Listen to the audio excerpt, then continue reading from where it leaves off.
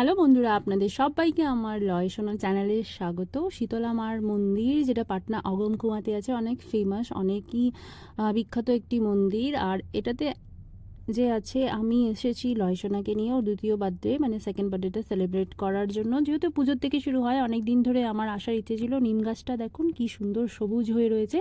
তবে এই মন্দিরে আসার কারণটা, লয়কে নিয়ে আমার জাস্ট বার্থডেতে পুজো দেওয়ার থাকে, তাই এসেছি। অনেক দিন ধরে মন ছিল, কিন্তু এইখানে আসার কারণ যে হচ্ছে, প্রথমে আসলে পুরোহিত মশাই জিজ্ঞেস করে চিকেন পক্স বা কোনো স্কিন রিলেটেড ইস্যুস থাকলেই মেনলি সবাই পুজো করতে আসে। আর নর্মালিও করতে পারেন, যেমন আমি এসেছি।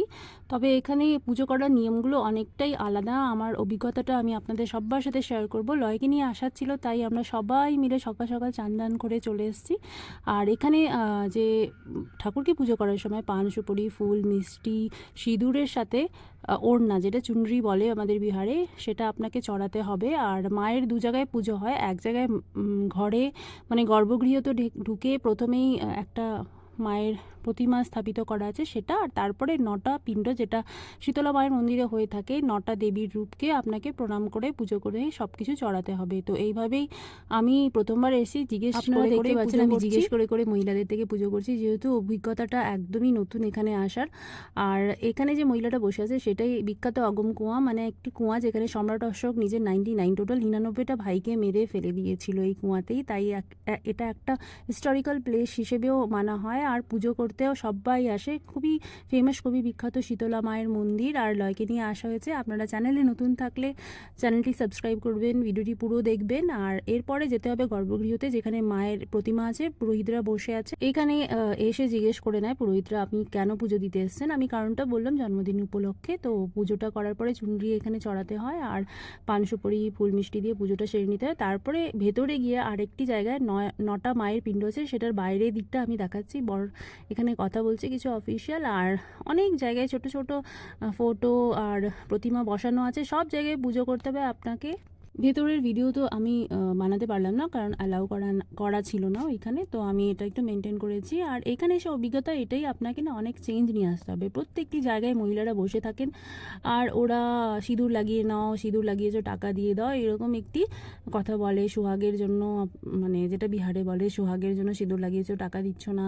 খুচরো না দিতে পারলে একটু অন্যরকম ব্যবহারটা পাওয়া যায়। সেটা একটি অভিজ্ঞতা হিসেবে হয়তো এখানে চলনি এটা।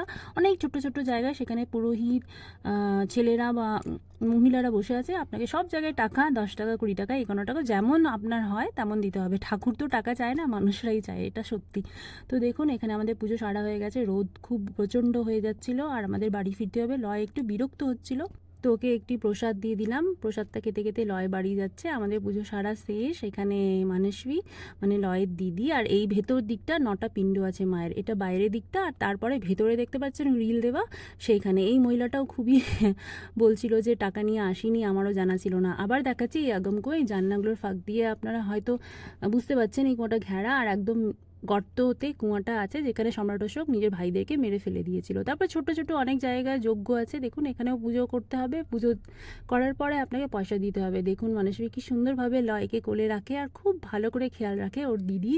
ওর ডাকনাম ডল। আর লয়কে তো আপনারা জানেনই। দুজনকেই খুব আশীর্বাদ দেবেন। আমি খুব যত্ন করে ওদের বড় করতে চেষ্টা করছি। বন্ধুরা, আপনারা চ্যানেলটাকে সাবস্ক্রাইব করবেন, আর কমেন্ট করবেন, লাইক করবেন। পুজো সারার পর আমরা বাড়ি ফিরে যাব। আর লয় না একদম ঘেমে যাচ্ছিল, আমার খুব চিন্তা হচ্ছিলো। তাই আমার কর্তামশাই, আমার বর বলছিল তাড়াতাড়ি করো, যেতে হবে, তারপর অফিসেও ছুটে যেতে হবে। তো যাই হোক, যেখানে যেখানে পুরোহিতরা মহিলারা বসে আছে, ঠাকুর আছে, সব জায়গায় পুজোটা সেরে নিলাম। এবার আমরা বাড়ির দিকে ফিরে যাব।